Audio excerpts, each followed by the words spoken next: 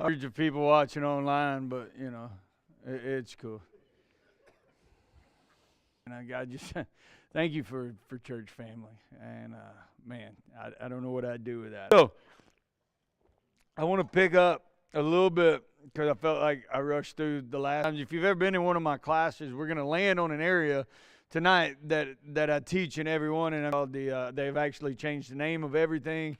But my parents worked there and jump back into the lie that says, make me. It'll never happen to me. Problems that was what I would call a catastrophic problem. I think when people do is when people are in a major trauma marriage up and says, hey, I'm going to go tank my marriage today. But little by little, we relax our boundaries around we're in Texas. Straight up, the pastor had a moral failure. We like to use really churchy words for all of that good stuff. But when all of that was going on, I had a really good friend, and we were talking at him, and I said this to him, and I'll say it to you, and I'll say it to everybody watching online. That might be the most dangerous position in an affair. And, I think oftentimes when we see the people on TV, apologizing, but that is a painful, painful process.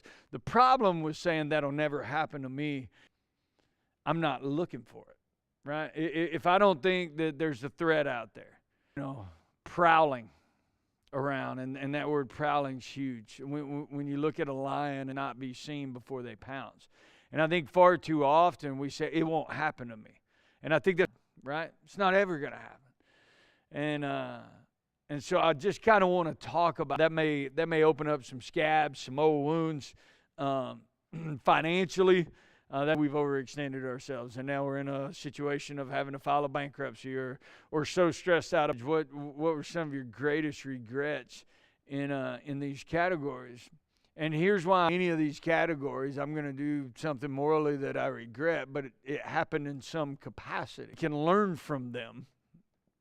We won't have to hit them again. And so guardrails, but guardrails are placed at a place, we talked about last week. You put them in place of danger.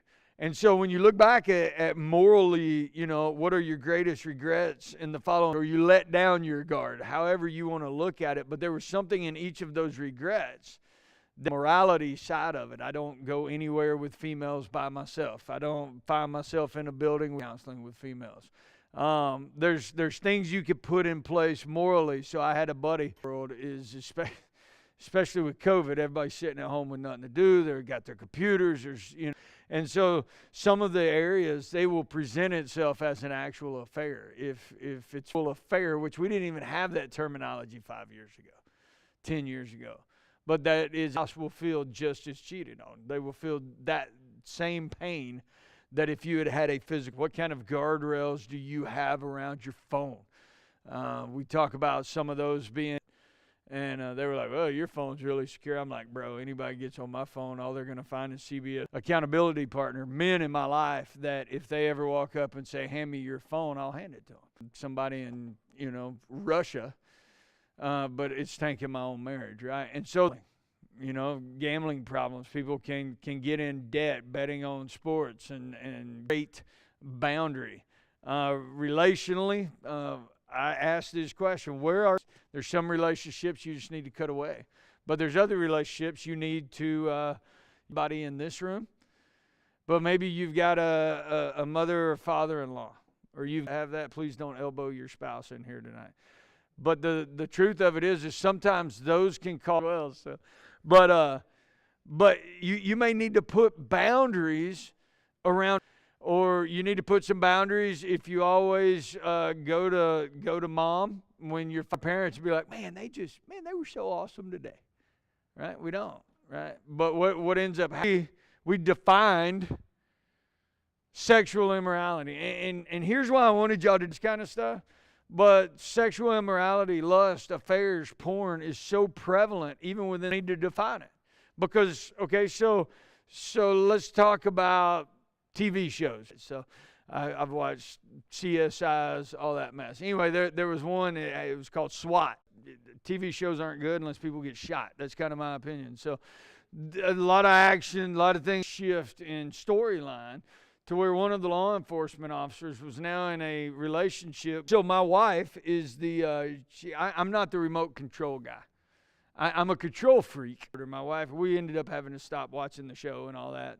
But the reality is a couple of great shows out there that I love that you have to fast forward through constantly now. Somebody to give me, and there's no wrong answer on these, because here's the deal. I'm just going to be honest. I may define something, is Playboy calendar hanging in the garage? Is that sexual immorality? Is in the night when they get into my office, it's like, well, they won't stop looking at, and they're watching. What we find is because we don't talk about these topics in marriage. Because again, if you grew up because if you don't have boundaries, you're going to go over the edge every time. You just are. And so somebody give me a definition. What is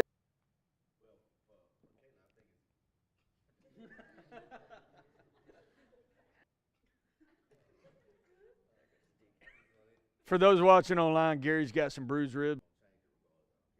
Yeah. If there's even your wife. What are some things that would devalue?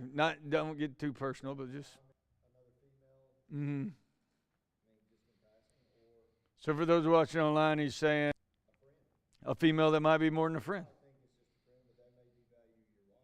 Absolutely. Did I hear somebody? I looked right at you. It came from that. Because we go to a beach, right? This is Alabama. We all go to beach. We all go to Orange Beach. They ain't wearing. Like, have y'all clearly defined what is okay? Because you will. And so we want to define it. What about lust? So you got sexual immorality. Looking at anything or anyone with impure thoughts.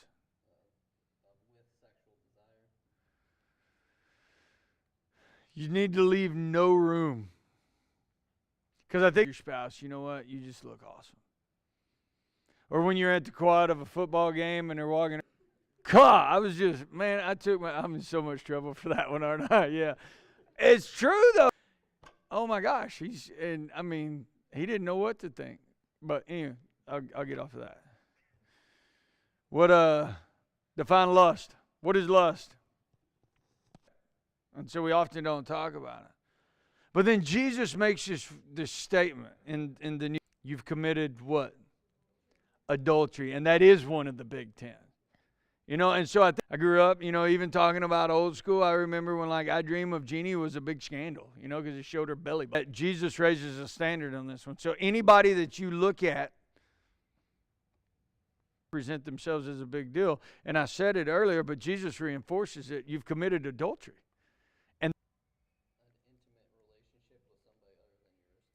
An intimate relationship with somebody. Read it again. An intimate relationship would be physical. Intimacy, right? Two hearts together. If your heart and your spouse's affair, whether that's a phone affair, whether that's a workplace affair, and see, we kind of joke. I've heard this terminology, they're just my work wife. Going to talk to a female that I work with about the problems me and my wife are going through. But anytime you start to replace that intimacy with another heart, you're getting into some massively. And so I've asked y'all to put some unmovable guardrails. Can some of y'all give me some of y'all's guardrails? I know where to set the guardrails. What are some good guardrails y'all have? On anything, whether it's money, relationships, sex. You check each other's text messages before you delete them. It's a good one. So the addiction. No, I'm just kidding. I'm just kidding. That's a good one, though. Again, that's a great.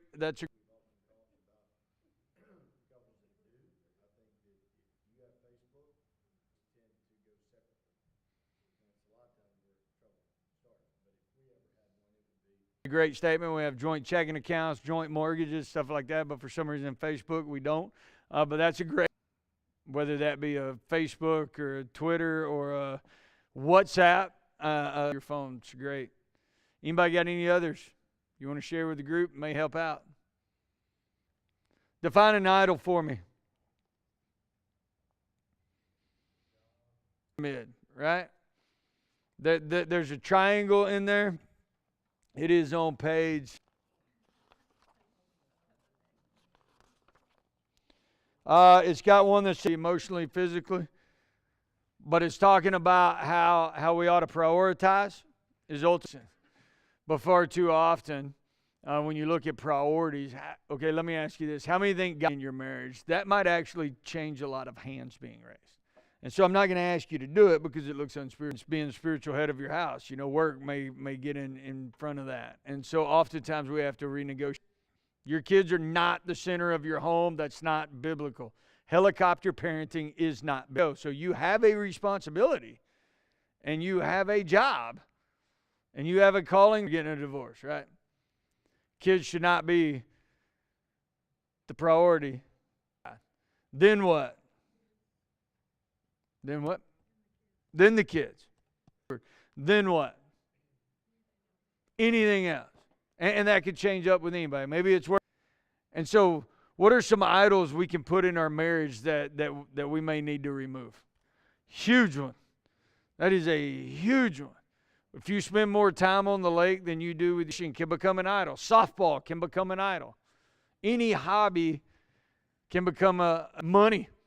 Money's a huge idol. And this will be the statement. Well, I'm married because I'm providing for you, but at the end of the day, you've got all this stuff and no real relationship. Things. What are some other idols?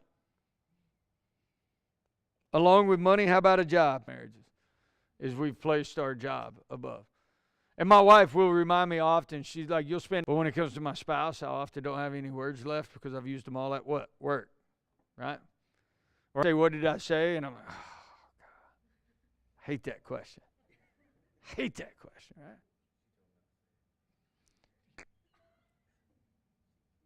I got an appointment. Kids can become an idol. You can put your kids. My kids don't have a bedtime.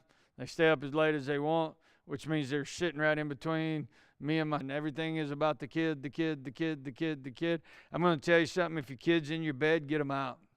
There's no intimacy because you're sharing a bed with your children. Right? And so you give no dealt with over the years that seem to be recurring when our core group of friends aren't moving the direct walk with Christ as a couple, and they are not. And they are not like with them. When we catch ourselves pretending to be someone other than who we know, like we have a certain lifestyle, when we're really not, right? But we want to impress people around your work buddies, and they're like, hey, let's go grab a drink after work. And that's not really you. You really, kind of want it, right? What about when we hear ourselves saying, I'll go, but I won't participate? Well, that's like a kid in a candy store syndrome. Eventually, if you allow, most won't discover where we've been or who we've been with. And you need an accountability couple in your marriage. You need somebody that, because if there is an accountability, so I got a couple of guys in my life that are accountability partners. At my phone, that means I was on a site I probably shouldn't have been at. But it's hiding things. Working for her, we've been family friends for years, and she was going to be in my wife's trailer the other, and I said, hey, I'm going to get there a little bit before you. I'm going to set up. When you get there, I'm out. And she said, she was like, okay, even a glitch in my brain. But what if Gary pulls up, to buy a cake? And that's not my wife. It just creates an opportunity for the enemy to get in. And I know I've just landed on this for kind of 2 weeks in a row, but I didn't feel like I gave it enough justice last night. And go, you know what? I don't know how I got here. I know exactly how you got there because you didn't have proper boundaries in place, right? If you've been in any of my classes before, this is one of those that I teach in every one because I think it's something else now, but I'm going to go with the fear cycle because that's the book that I have. And so we communicate in 100 ways. Clapping is universal for way to go. But in marriage, we communicate of the couch, right? Not even that they're on opposite sides of the couch, but they're leaning like off the armrest, right? We communicate in so many different ways. We also communicate in volume. No, but we all do it, right? We all do it. One of the ways right? But that's how we can communicate. You can say yes and not mean it. And they know that you don't mean it. Communicate in a lot of ways. Communication is the number one issue in marriage. And this is where I go back to, go ahead and say this on the front end. Arguing's okay in marriage. As a matter of fact, healthy, like you've got a bigger problem than most. Because that means you're probably not talking. Because two people are going, I'm talking about, we're going to have disagreements, right? And so we got to learn. What world did I get here? I'll tell you how you got there. You had a fear button pressed. And dudes really hate this term. And your expectations of a perfect husband and a perfect wife and a perfect dad and a perfect...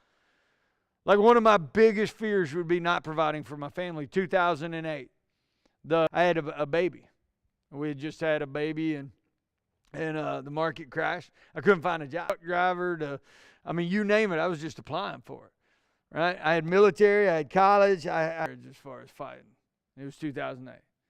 And it was wars and rumors of wars. And here's why. Hey, babe, the water bill came in today, would turn into World War III, right? Whatever the communication was that moment. But it had nothing to do with what she was saying to me.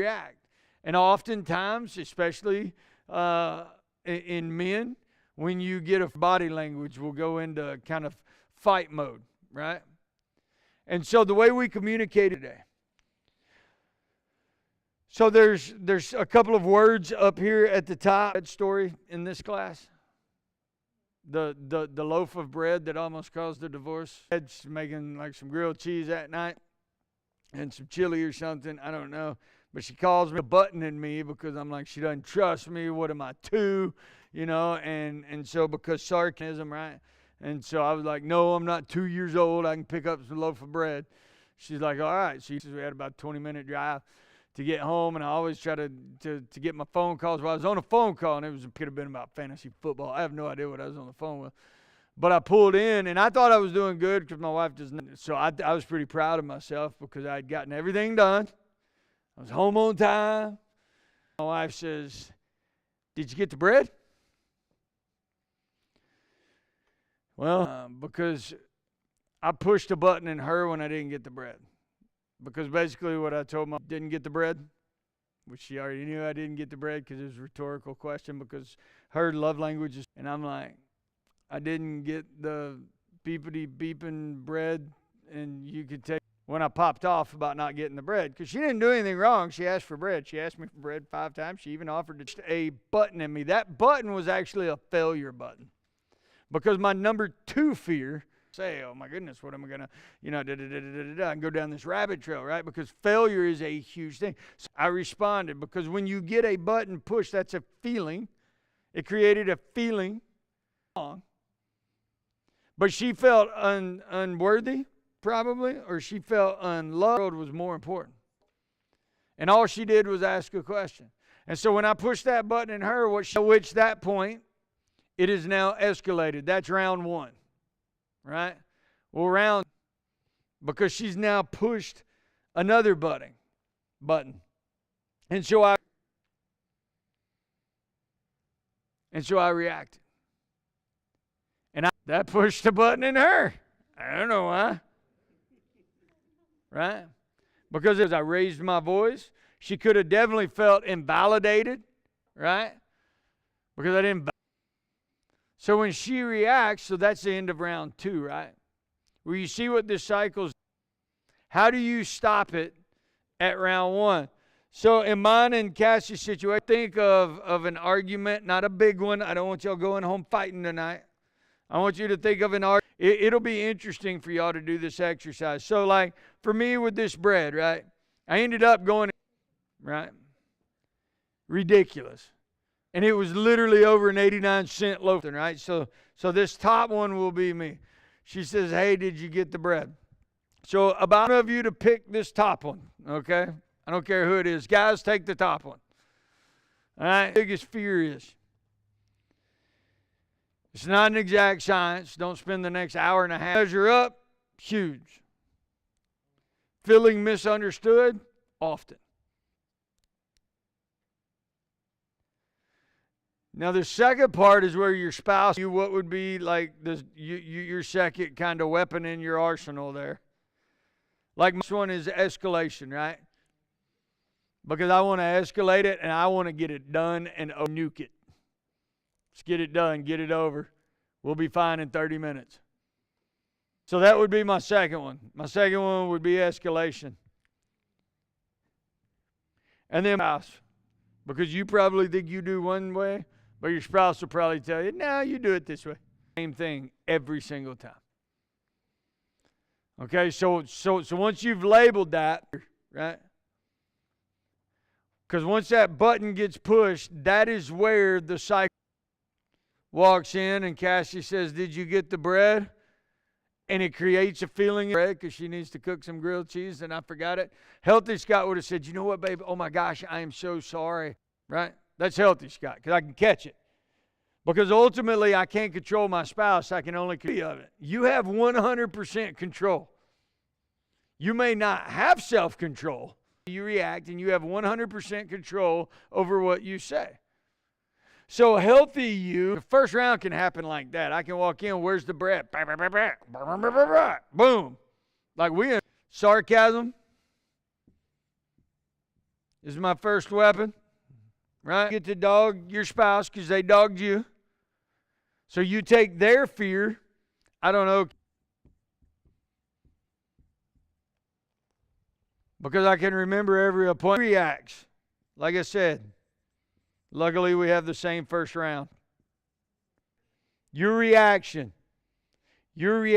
causes their fear. Steps back and says, hey, I'm not trying to because somebody has to step back and Cassie, rather than popping back off, it can be healthy today, right? So round one felt like a failure.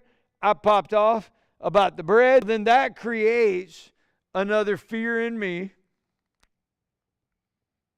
For a long time early in my marriage, and I'm okay to say this. She's told me I could say if you want your dad so much, pack your crap and go. Move back with him. Right? If you know what your spouse's buttons are, if you've been married longer than for the jugular, so I felt like I don't measure up, and I probably popped off. Right? Or you always complain, or you're always this, right? So when I pop off and I say something in a tone of voice or a louder voice, misunderstood, ignored, let's call it ignored. She feels probably about my work because that's what she feels. Oh, that makes me so mad. Most anybody down. And so what happens is my buttons have been put. So what she'll do is she'll just disengage. And that tick. I still to this day don't. But I think that for her, the argument, and my goal is, at this point, my goal is to win. I have a spouse that has had their heart shredded by words. Words have the power trashed. But she withdraws. And so she tries to she shuts down. Feel rejected, which is a big deal in my world. Because she's not engaging. And so at this point, I've escalated. Back in the early days, when I couldn't control my temper, it ended up happening when I would get angry. And so I would just overbearingly.